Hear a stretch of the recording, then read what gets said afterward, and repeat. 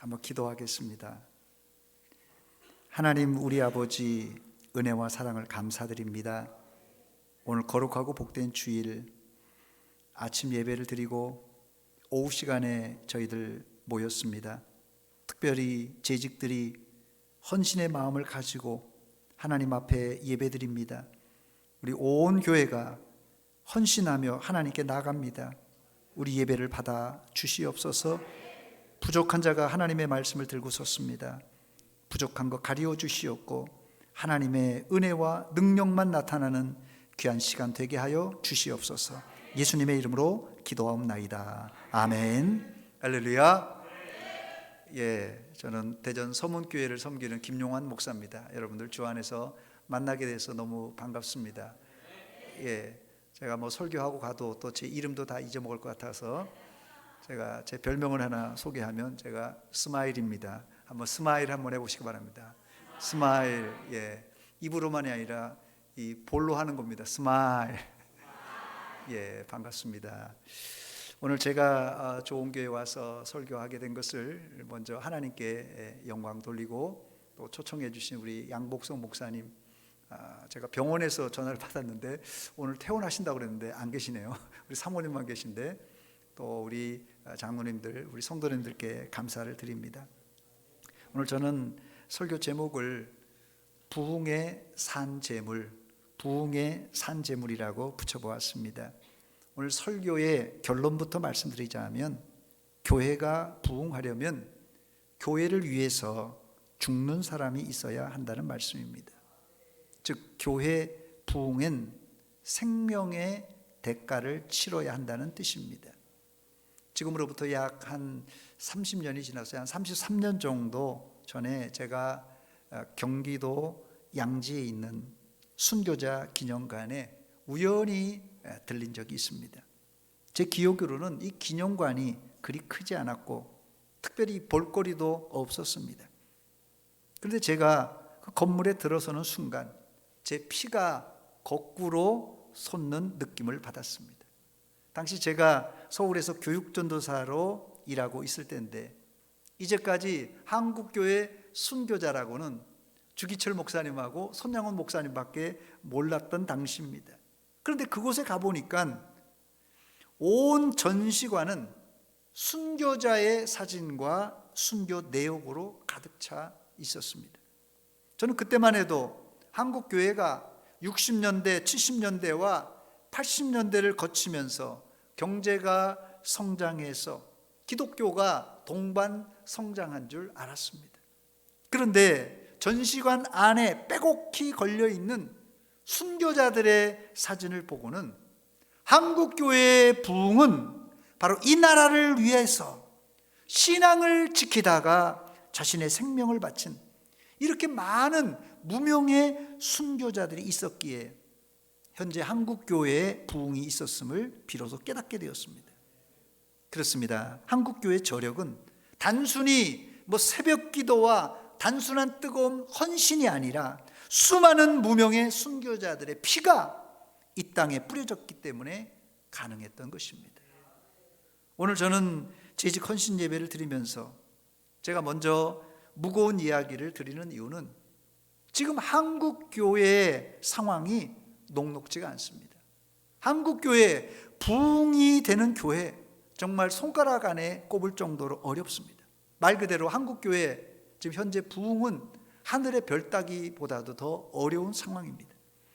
세상 일도 성공하려면 미쳐야 한다는데 교회 부흥은 미치는 정도가 아니라 죽으면 죽으리라는 순교자의 신앙, 산재물이 안 되고는 불가능합니다. 저를 한번 따라서 하시기 바랍니다. 부흥의 산재물이 됩시다. 부흥의 산재물이 되자는 것이 오늘 설교 제목입니다. 그렇다면 이 부흥의 산재물이라는 방울을 누가 고양이의 목에 달겠습니까?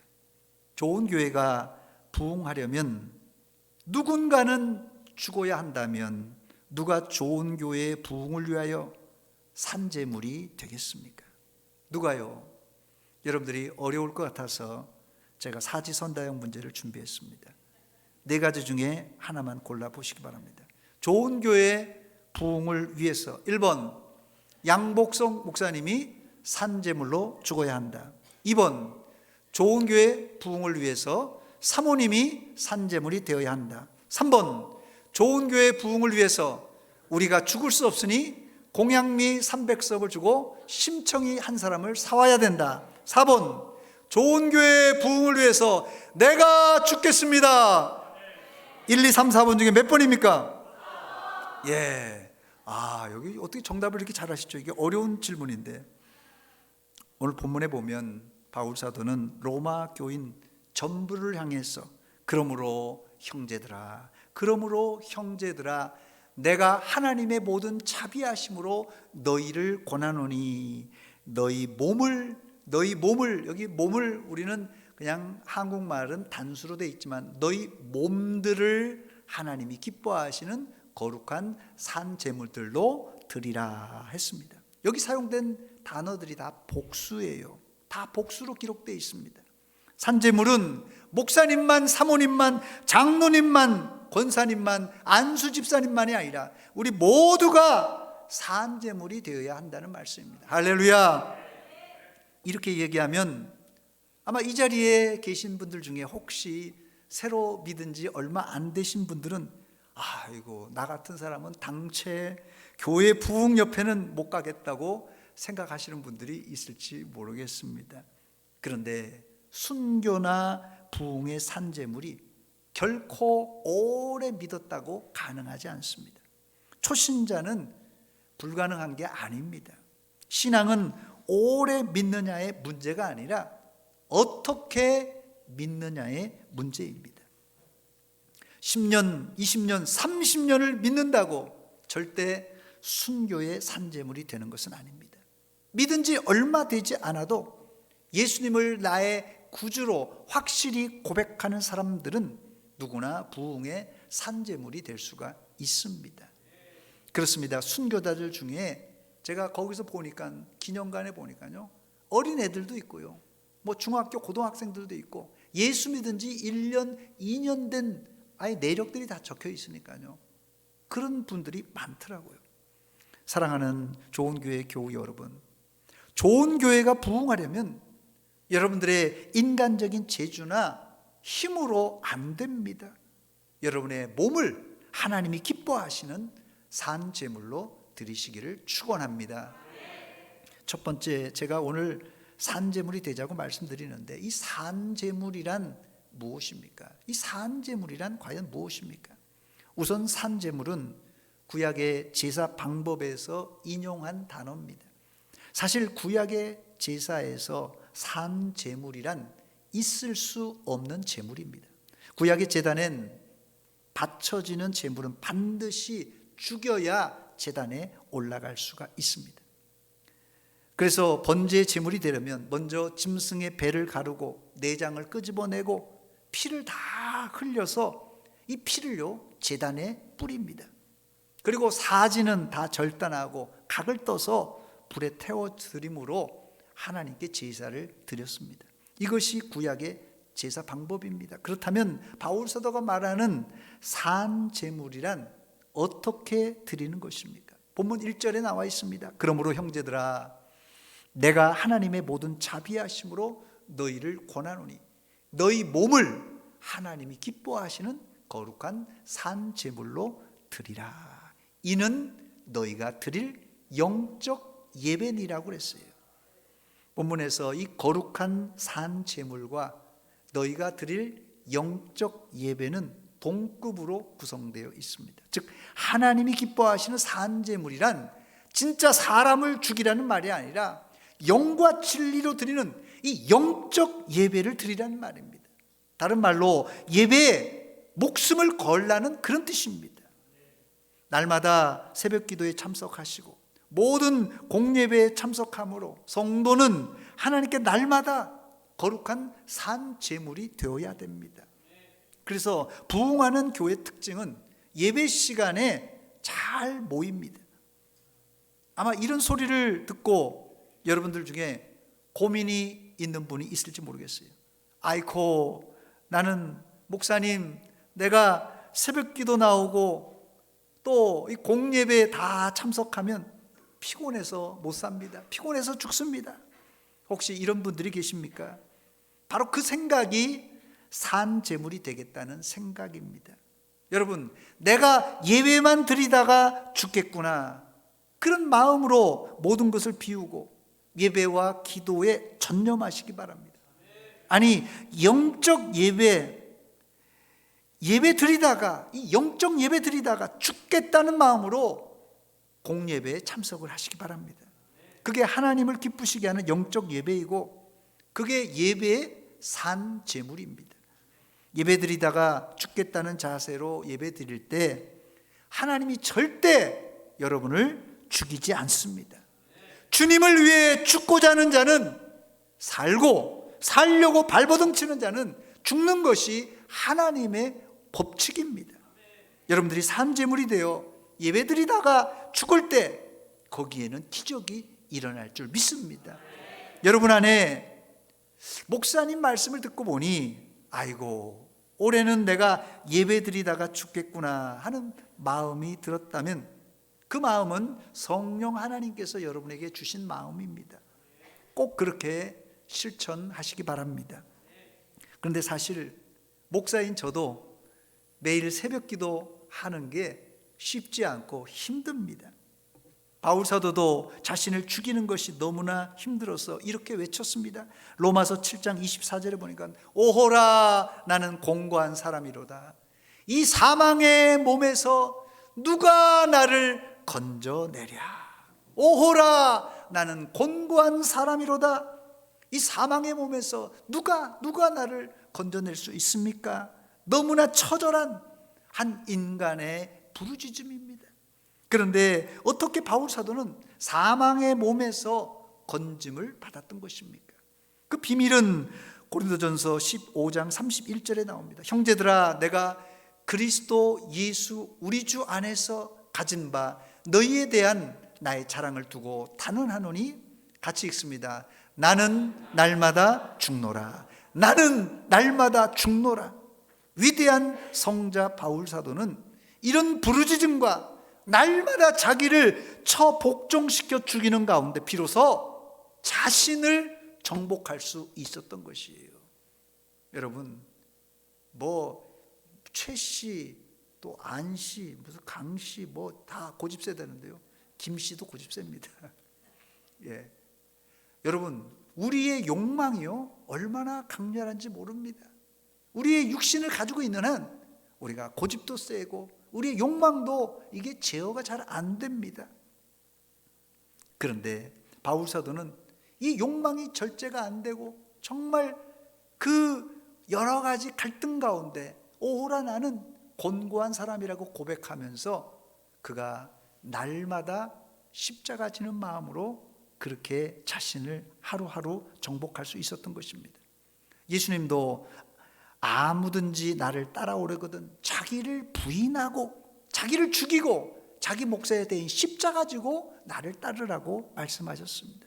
여러분, 이 자기 부인은 내 의지나 내 노력으로 되는 것이 아니라 날마다입니다. 날마다 주님 앞에 나를 처복종시키는 기도와 예배의 자리에 나와서 나를 죽여나갈 때 비로소 성령의 능력으로 자기 부인이 이루어지는 것입니다. 그런 차원에서 저를 한번 따라서 하시기 바랍니다. 예배에 목숨 겁시다.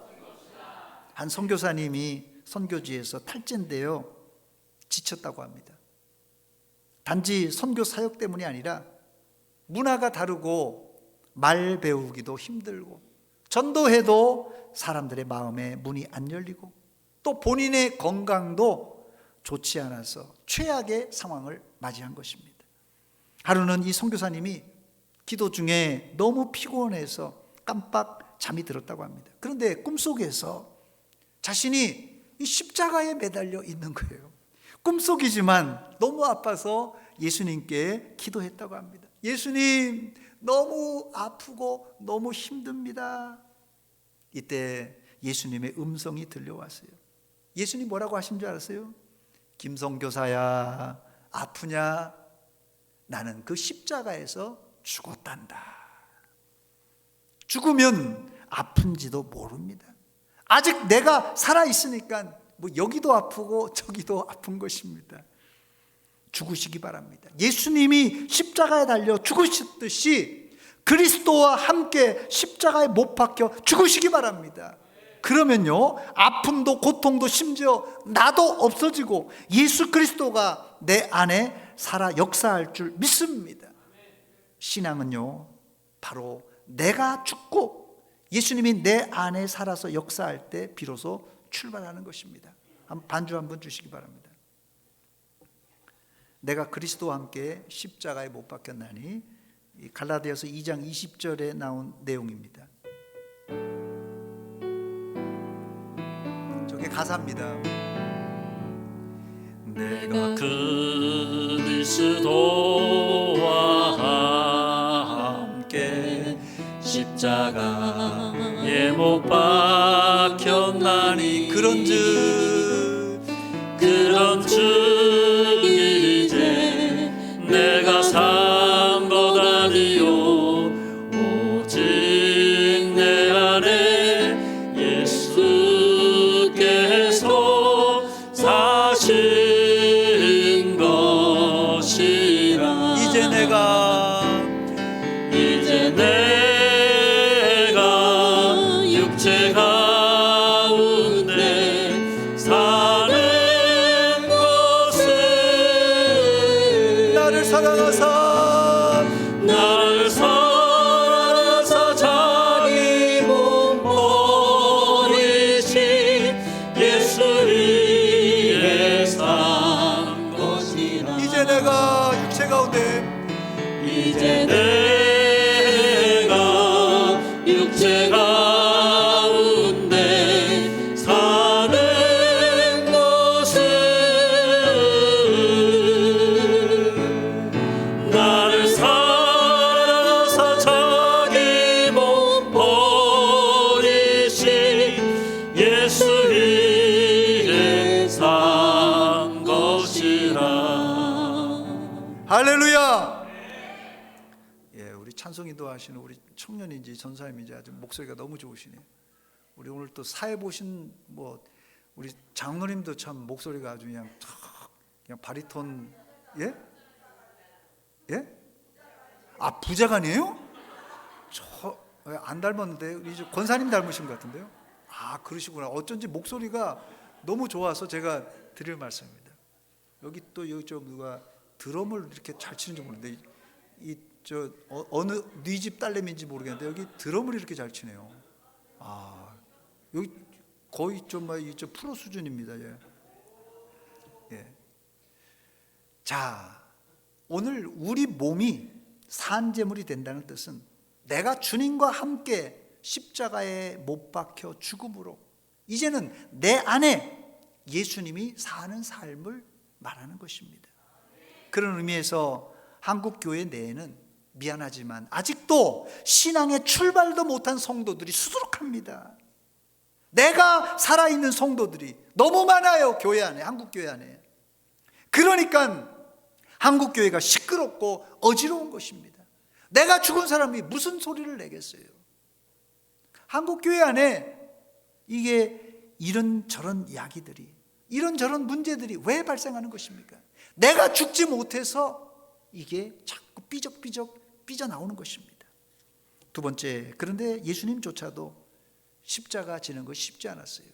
예수님조차도 십자가 지는 것이 쉽지 않았습니다. 그래서 예수님은 십자가를 지시기 전에 겟세마네 동산에서 생명을 내걸고 자신을 죽이고 땀방울이 핏방울처럼 떨어지는 고통의 기도를 하나님께 드렸습니다.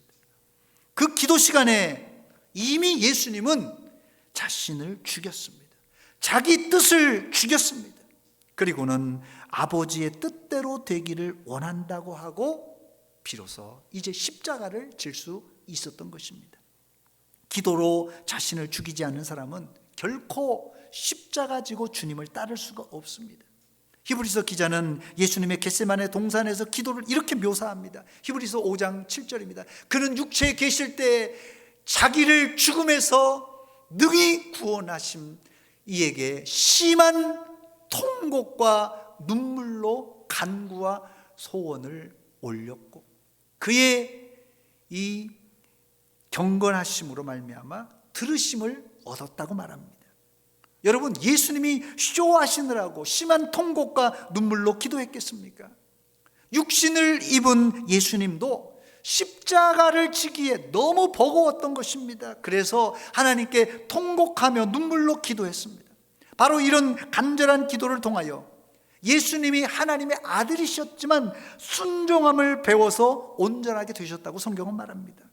성도 여러분, 여러분들은 요즘 새벽 기도와 여러분 개인 기도에 예수님의 이런 심한 통곡과 눈물의 기도가 있습니까? 남을 위해서, 교회를 위해서, 나라와 민족을 위해서, 목사님의 건강을 위해서 이런 통곡과 눈물이 없는 사람은 아직도 내가 죽지 못한 사람이에요. 여러분 눈에 언제 이런 눈물로 범벅된 적이 있습니까? 여자의 눈물에 남자들이 약한데요, 여자의 눈물에 남자들이 꼼짝 못하듯이 성도의 눈물에 하나님도 응답해 주십니다. 신앙생활은 성경책만 옆에 끼고 교회 다니는 일이 아니에요. 신앙생활 한다고 그냥 성경책만 들고 교회만 왔다 갔다 한다고 신앙생활하는 것이 아닙니다. 신앙생활이란 무엇이냐? 자기를 부인하고 자기 몫에 대인 십자가를 지고 예수님을 따르는 것입니다. 사실 십자가를 지기 위해 자기를 부인하는 일은 우리의 본성을 거스르는 일이에요. 그러므로 누구도 십자가 지기를 좋아하는 사람은 없습니다. 그렇다면 우리가 어떻게 십자가를 질 수 있겠습니까? 예수님도 심한 통곡과 눈물의 기도를 통하여 십자가를 질 수 있는 순종을 배우게 되셨고, 그 기도 후에 비로소 온전히 자기를 부인하고 십자가를 질 수 있었습니다. 그러므로 기도를 안 하는 사람은 제대로 자기를 죽일 수 없을 뿐 아니라 순종도 못하는 사람입니다. 기도하시기 바랍니다. 기도하셔야 됩니다. 기도로 자기 자신을 죽이기 바랍니다. 그래야 하나님 말씀에 순종할 수가 있습니다. 여러분들이 좋은 교회 부흥의 산재물이 어떻게 된다고요? 기도함으로 부흥의 산재물이 될 수가 있습니다. 끝으로 세 번째, 부흥의 산재물은 예배당 안에서 예배와 기도만의 행위를 넘어 우리 삶의 현장에서 실제적인 과정이 필요한데, 그 3단계의 과정을 제가 설명드리고 말씀을 맺겠습니다. 본문 2절에 나오는데요, 너희는 이 세대를 본받지 말고 오직 마음을 새롭게 함으로 변화를 받아 하나님의 선하시고 기뻐하시고 온전하신 뜻이 무엇인지 분별하도록 하라 그랬어요. 세 가지 중에 첫 번째 부정적인 대응입니다. 이 세대를 본받지 말라라는 말씀이에요. 두 번째는 오직 마음으로 새롭게 함으로 변화를 받아야 됩니다. 마지막 세 번째는 하나님의 선하시고 기뻐하시고 온전한 뜻이 무엇인지 분별할 줄 알아야 합니다. 첫 번째, 이 구약시대의 제물은 아무 짐승이나 될 수 있는 게 아닙니다. 거룩하게 구별된 짐승만 제물이 될 수가 있었습니다. 즉 돼지나 야생 동물들은 제물이 될 수가 없었습니다. 이 말은 산 제물은 아무나 될 수가 없고, 거룩한 사람, 이 세대를 본받지 않는 사람이 바로 산 제물이 될 수 있는 자격이 있다는 것이에요.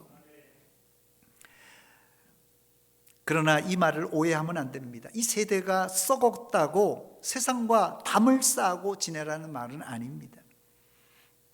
이 본문의 본받다는 의미는 순응하다는 뜻이에요. 순응하다. 즉 본받지 말라는 말은 세상에 순응하여 따라가지 말라는 것이에요. 죽은 물고기는 물이 흘러가는 대로 따라 흘러가게 돼 있어요. 그러나 살아있는 물고기는 물살을 거스르고 올라갑니다.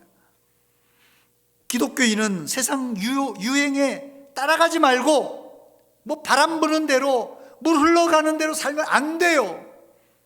세상 문화를 거슬러 올라가야 됩니다. 그래야 우리가 영적으로 살 수 있습니다. 그러나 세상의 물살을 거슬러 올라가려면 뭐가 필요해요? 힘이 필요합니다. 힘이 필요해요. 연어는 자기가 태어난 강으로 죽을 힘을 다해 올라와 산란하고 거기서 죽습니다. 우리가 세상의 거센 풍파를 거슬러 가려면 우리가 힘이 있습니까? 택도 없습니다. 넘어지고 쓰러지는 게 우리들입니다. 그러나 우리가 이 일을 능히 감당할 수 있는데 성령 하나님의 능력으로 가능합니다. 그게 두 번째, 성령으로 우리 마음을 새롭게 변화받아야 되는 거예요. 우리가 변화되어야 이 힘을 작동하여 우리가 거슬러 올라갈 수 있는 것입니다. 물과 성령으로 거듭나는 일, 마가의 다락방에서 기도하다가 120문도에게 임한 성령 충만한 사건이 바로 성령으로 우리 마음을 새롭게 하고 변화시키는 일이에요. 그래서 물과 성령으로 거듭나야 되고 성령 충만을 체험해야만이 우리가 이런 산재물이 될 수 있다는 것입니다. 감기와 연애를 숨길 수 없다는 옛말이 있습니다. 뭐와 뭐가 숨길 수 없다고 우리 청년들? 감기와 연애를 숨길 수 없습니다. 연애하는 사람이 있는지 모르겠는데요. 우리 마음이 성령으로 새롭게 되어 변화되면 숨길 수가 없어요. 그래서 성도들 가운데도 성령 충만한 성도, 이게 티가 나게 돼 있습니다.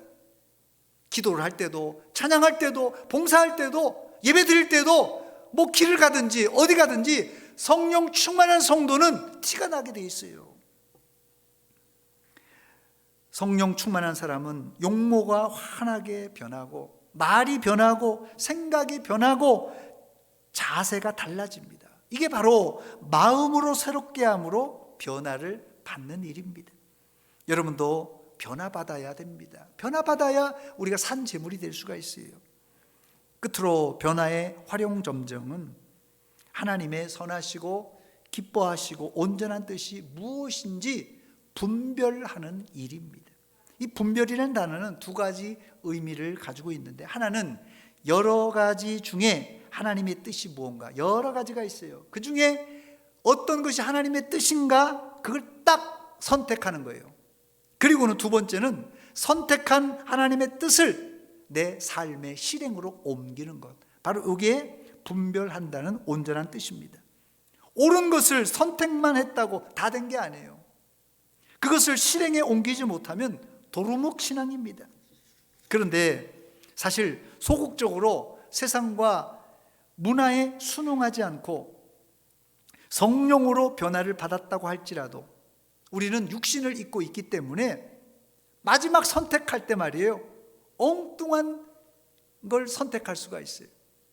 제가 제일 답답한 분들이 뭐냐면, 여기 지금 한 50대, 60대 초반, 40대 말 우리 여자분들 뭘 잘못하고 나서, 이제 이건 뭐 이제 세상 얘기입니다만은, 어떤 50대 여자분이 불륜을 저질렀어요. 이거 큰 거 아니겠어요? 그래서 이제 다 이제 대질신문하고 이제 나와서 얘기하는데요. 떡 하는 말이 뭐냐면, 판사님, 나도 내가 왜 그랬는지 모르겠어요. 이러는 거예요. 물론 뭐 그 말도 이해가 됩니다만은, 일은 다 저질러 놓고, 아이고, 나도 내가 왜 그랬는지 모르겠어. 이게 말이라도 되는 소리입니까? 여러분, 우리가요, 좋은 것, 어떤 것이 옳은가 그른가 다 판단할 수 있습니다. 뭐 3살 4살만 되더라도 저건 찌지하면 금방 애들 다 알아요. 그러니까 사실은 뭐가 옳은 건 다 알고 있다는 것이에요. 그런데 우리 욕망은 어떻습니까? 이게 편한 거, 좋은 거, 뭐 잘 나가는 거, 이런 거 땡기잖아요. 그렇기 때문에 마지막 선택은 옳은 건 다 알고 있으면서도 덥석 이제 불을 잡고, 덥석 엉뚱한 불륜을 잡고, 덥석 엉뚱한 것을 선택할 수 있다는 것입니다. 우리말에 팔이 안으로 굽는다는 말이 있는데, 육신을 입고 있는 우리는 늘 욕망과 욕심에 끌려서 삽니다. 그래서 우리는 사실 모르고가 아니라 알면서도 내 욕망에 끌려가는 존재들입니다. 사실 이 자리에 주일 성수, 11조, 전도, 봉사, 헌신 모르는 사람이 있습니까? 이거 모르는 사람이 있어요? 저희 교회 있었던 일입니다. 오래전 일인데 한 성도가 저를 찾아와서 목사님 1년만 아니 2년만 모른 채 해주세요. 제가 교회 잘 안 나오더라도 모른 채 해주세요. 제가 11조 안 해도 모른 채 해주세요. 그 왜 그러냐고 그랬더니 뭐 사정이 있다 하면서 줄줄줄 얘기를 하는 것이에요. 그런데 이렇게 말한 사람 중에 제대로 된 사람 한 사람도 없었습니다. 신앙생활은 내 기준에서는 이게 주일 성수도 안 되고 이게 11조도 안 되고 내가 이거 안 된다고 생각합니다. 내 상황에 신앙을 맞추면 안 됩니다. 우리 신앙의 기준은 하나님의 말씀대로 하기로 작정했다면 설령 손해볼지라도 내가 하나님의 말씀을 알았다면 그것을 분별했다면 내가 손해볼지라도 순종해 보시기 바랍니다. 순종할 때 하나님은 여러분들에게 기적을 베풀어 주실 줄 믿습니다. 우리의 실수가 무엇입니까? 하나님 이건 이렇게 저건 저렇게 이건 이때 저건 저때 해결해 주세요. 이렇게 기도하는 사람이 있는데 이건 기도가 아니라 하나님을 자기 손아귀에 놓고 하나님을 조종하는 사람이에요. 하나님 이건요 이렇게 저건요 저렇게 이건 이때 저건 저때. 물론 이렇게 기도할 수도 있습니다. 물론 이렇게 기도할 수도 있어요. 그러나 이런 기도도요, 잘 들으세요, 응답받기 위해서는 예수님이 하신 기도를 첨가해야 됩니다. 내 뜻대로 마옵시고 아버지의 뜻대로 되기를 원하나이다. 이대로만 하면 여러분들은 올 한 해 100% 기도 응답받을 줄 믿습니다. 여러분 어떤 기도가 되었든지 여러분의 뜻을 다 이야기하세요. 이건 이렇게 저건 저렇게 다 얘기해서. 그렇지만 내 뜻대로 마옵시고 아버지의 뜻대로 되기를 원합니다. 이렇게 마지막에 기도하시면 그때 하나님은 우리 뜻대로가 아닙니다. 우리 뜻대로 다 이루어지면요 큰일 납니다. 여러분 하나님의 뜻대로 응답될 줄 믿습니다. 이제 말씀을 마치겠습니다.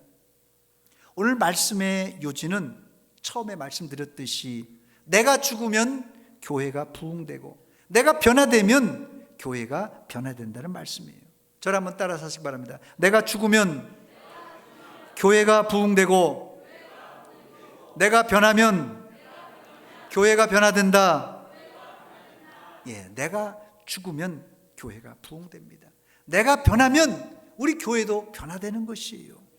이 말을 뒤집어 생각하면 내가 안 죽으면 교회 부흥 안 되고 내가 변화가 안 되면 교회도 변화 안 됩니다. 양봉숙 목사님이 우리 대전노회 현역 중에 순번 1위입니다. 제일 어른이셔요. 이제까지 양 목사님이 개척한 이래 거의 40년 동안 대전노회 안에서 후배 목사들에게 모범적인 본을 보여주셨습니다. 안타깝게 지금 병환으로 치료받고 계신데 뭐 염증이 이게 안 아문다고 그렇게 얘기하시더라고요. 전화를 드렸더니 저는 이 아픔과 고통도 우연한 일이 아니라고 생각이 됩니다. 역설적으로 하나님이 주신 양 목사님과 좋은 교회 주신 훈장이라고 생각합니다. 훌륭한 사역자들에겐 다들 가시가 있어요. 가시가 아니라 가시예요. 이때는 사도 바울에게도 육체에 가시가 있었고 한국교회 유명한 목사님들도 거의 가시가 다 있었습니다. 사실 양 목사님이 놀다가 아픈 게 아니지 않습니까? 교회를 위해서 성도를 위해서 목양하시다가 아픈 거 아니겠습니까? 그냥 아픈 게 아니라 하나님의 훈장인 육체의 가시입니다. 저는 지난주 목요일 날 임시노회를 통해서 부족하지만 제가 대전노회 부노회장으로 피선이 되었습니다.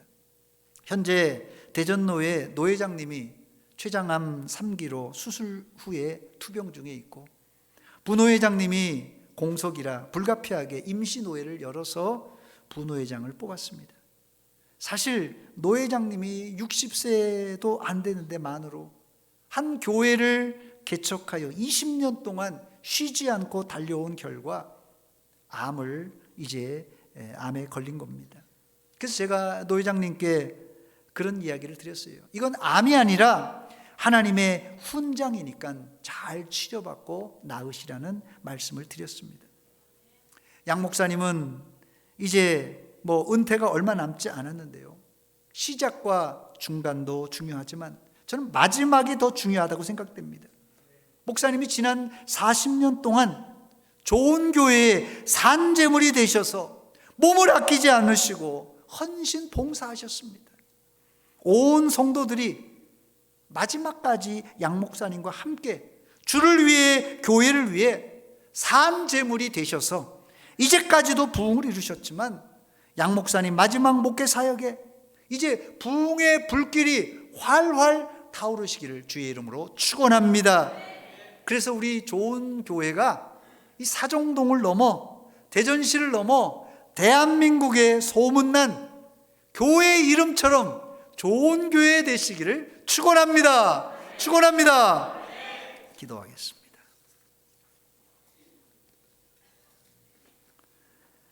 하나님 우리 아버지, 은혜와 사랑을 감사드립니다.